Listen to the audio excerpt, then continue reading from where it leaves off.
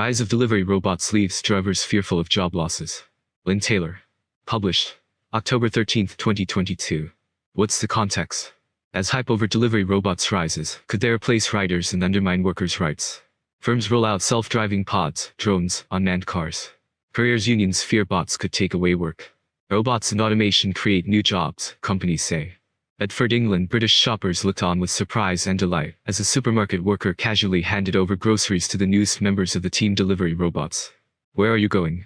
one passerby asked a white robot, resembling a small fridge on wheels.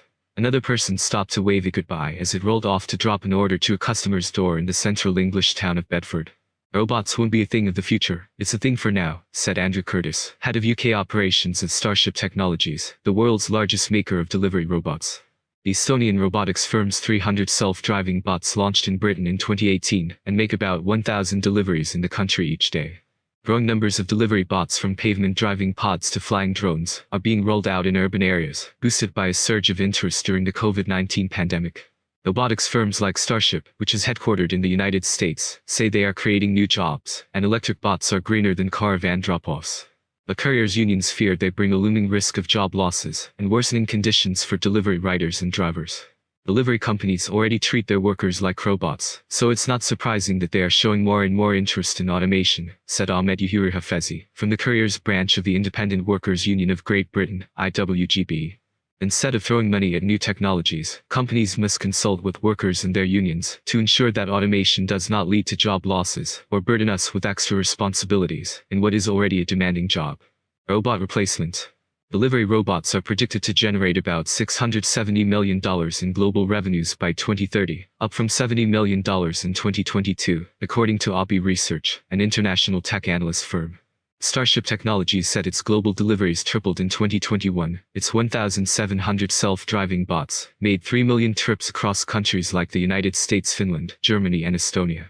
Its robots are pre-programmed with their delivery route, traveling along pavements and using cameras and sensors to cross roads and avoid obstacles.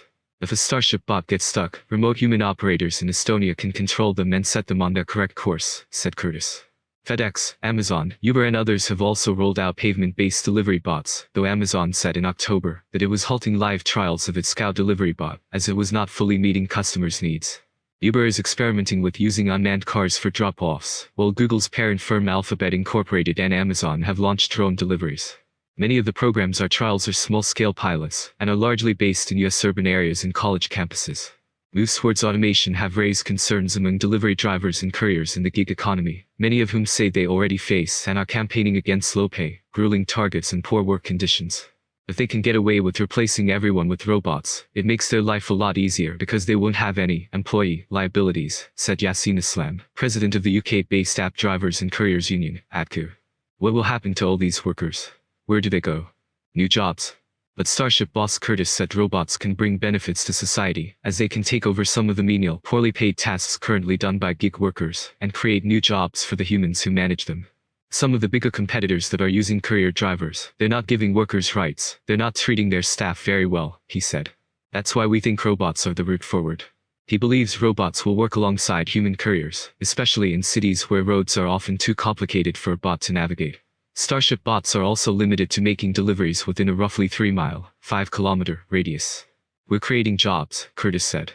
We've almost created a whole sector that wasn't there before, he said, referring to dedicated supermarket packing jobs and emerging engineering or robotics roles. Amazon spokesperson Avenues Amit said the online retailer was also boosting jobs and was committed to investing in both robotics and improving workers' rights. Amazon had invested $7 billion over the past 4 years in driver training, safety technology, and increased rates of pay for its workers, he said. The e-commerce giant has been pushing back at efforts to unionize its workforce as labor campaigners make inroads. Workers at a New York Amazon warehouse in April voted to form the company's first U.S. union branch. Amazon has contested that result. Amazon has long been a focus for unions that consider its productivity quotas and above-average warehouse injury rates to be a threat to workers. Amazon says it offers great benefits and pay, that its goal setting is fair, and it invests heavily in safety. While unions and firms debate the impact of robots on worker rights and conditions, there are questions over whether self-driving vehicles will ever reach full autonomy. The head of General Motors subsidiary Cruise told Reuters last month that he thought human overseers might never be phased out from cars, as they offer safety reassurance for users. They're making autonomous vehicles because they want to get rid of the workers, but they can't, said Matthew Cole, a gig work researcher at Britain's Oxford Internet Institute. They need the workers. Reporting by Lin Taylor. Editing by Sonia Elks.